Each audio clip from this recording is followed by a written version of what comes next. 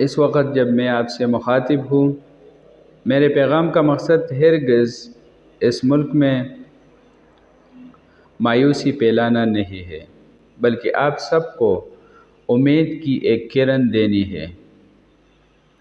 امید کی وہ کرن جو ہمارے آنے والے مستقبل کی ضمانت ہے، جس میں ہم کسی سے بھیک نہیں مانگیں گے۔ موجودہ معاشی صورتحال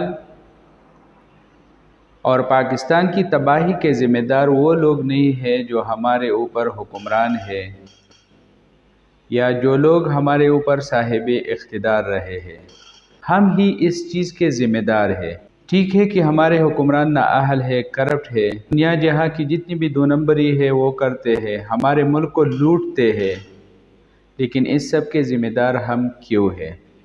اس سب کے ذمہ دار ہم اس لیے ہیں کہ ان لوگوں کو ہم نے یہ موقع دیا ہے کہ وہ پاکستان کی حکمرانی کریں، ہمارے ملک کو لوٹیں، اپنی جائیدادیں باہر ملکوں میں بنائیں، پاکستان کو معاشی طور پر غیر مستحکم کریں۔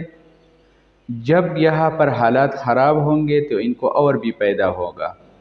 آپ چینی ہی کی مثال لیجئے، کل تک جو چینی 5,000 روپے پر 50 کے جی ملتی تھی، آج وہ 9,000 سے اوپر چلی گئی ہے۔ اب جو مالدار بندہ ہے جس کے گودام میں 500 بوری چینی پڑی ہوگی، اس نے بیٹھے بیٹھے کروڑوں اور اربوں روپے کما لیے، جبکہ میں اور آپ جن کی ایک فکس تنخواہ ہے یا ایک فکس دہاڑی ہے، جس کی ایک عام مزدور ہے، اس نے کل جو چینی 100 روپے میں خریدنی تھی، آج وہ 200 روپے میں خریدے گا۔ کل جو دوائی اس نے 50 روپے میں لینی تھی، آج وہ 400 روپے میں لے گا۔ سرمایہ دار ہے، انہوں نے تو سرمایہ لگائی ہوئی ہے اور اس چیز کی طاق میں بیٹھا ہوا ہے۔ ملک کی معیشت کمزور ہو تو ان کو زیادہ پیدا ہوگا، نقصان عام آدمی کا ہوگا۔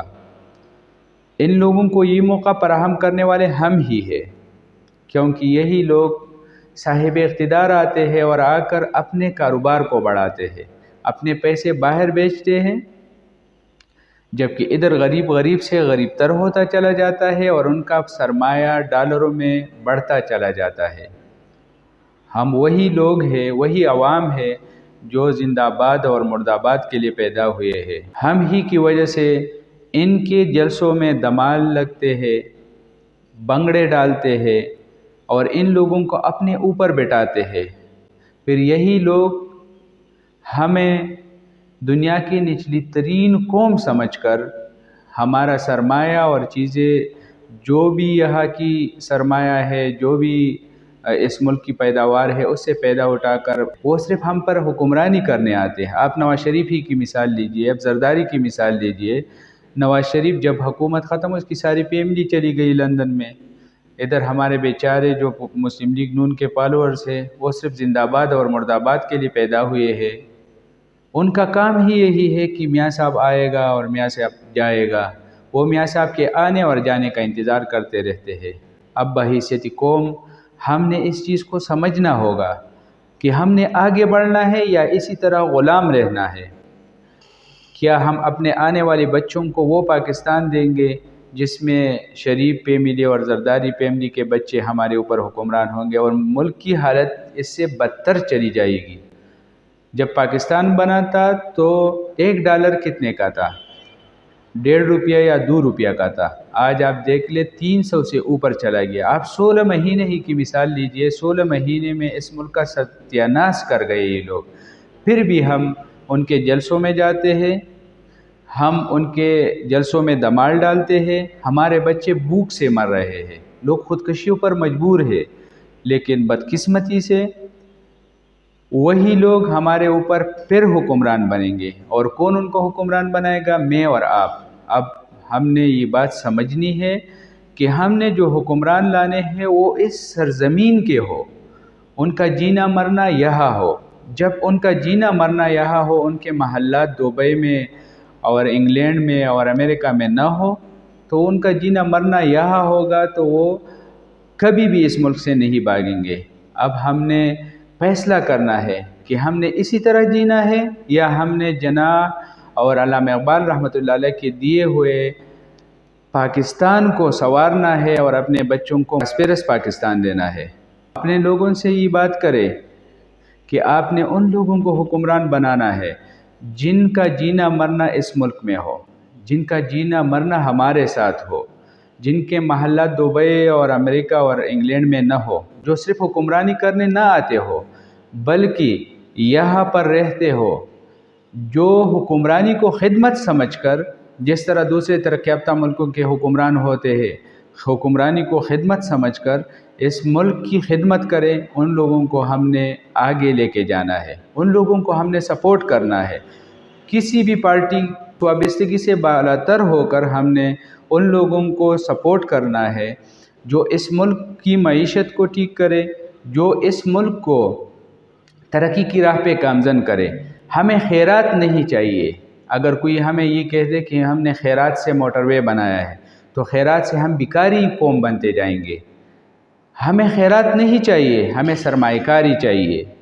اس سرمایہ کاری سے ہماری قومی معیشت بھی مضبوط ہوگی۔ ہمارے ملک میں معدنیات اور قدرتی وسائل بے شمار ہے، کروڑوں ڈالر کے قدرتی وسائل ہے، لیکن ان وسائل کو یہی لوگ لوٹتے ہیں، اپنے پیسے اور اپنے جیب کی خاطر ہمارے قومی وسائل کو یہ بیچتے ہیں۔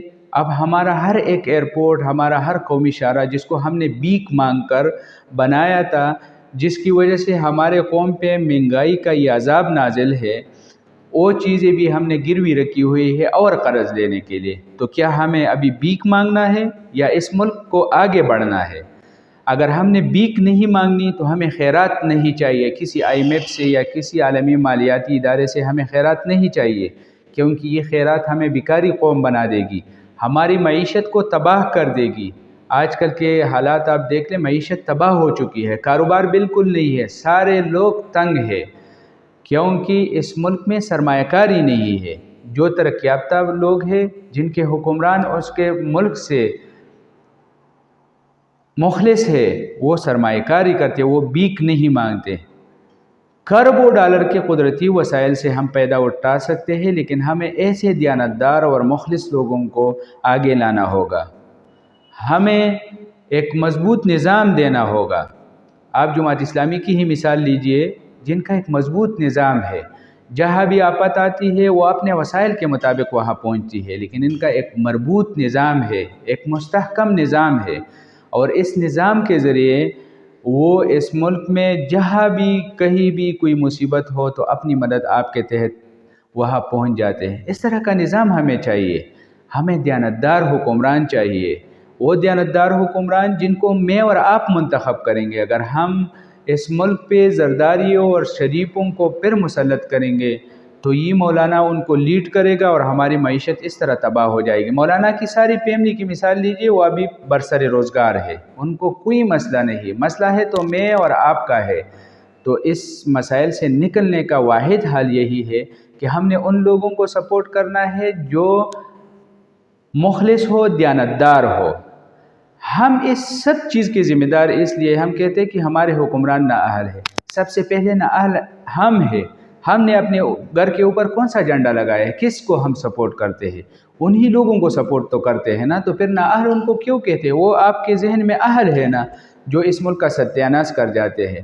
لہٰذا ہم نے اب فیصلہ کرنا ہے کہ اس ملک کو آگے بڑھنا ہے، اور اس کی ملک کی حکمرانی میرے اور آپ کے ہاتھوں میں ہونے چاہیے، ان لوگوں کے ہاتھوں میں نہیں جو یہاں پر حکمرانی کر کے لندن بھاگ جائے، جو ہمارے بچوں کو اس قابل نہ چھوڑے کہ وہ اسکول جا سکے، جو ہمارے بچوں کو اس قابل نہ چھوڑے جن کی صحت کا ہم خیال کرے، جن کو ہم متوازن غذا دے سکے۔ تو یہی لوگ ان سب کے ذمہ دار نہیں، میں اور آپ ذمہ دار ہیں۔ اب ہم نے ذمہ داری کا ثبوت دینا ہوگا اور آگے بڑھنا ہوگا۔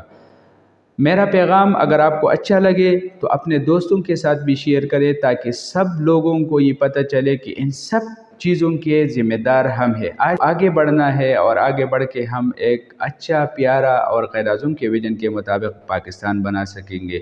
پاکستان زندہ باد۔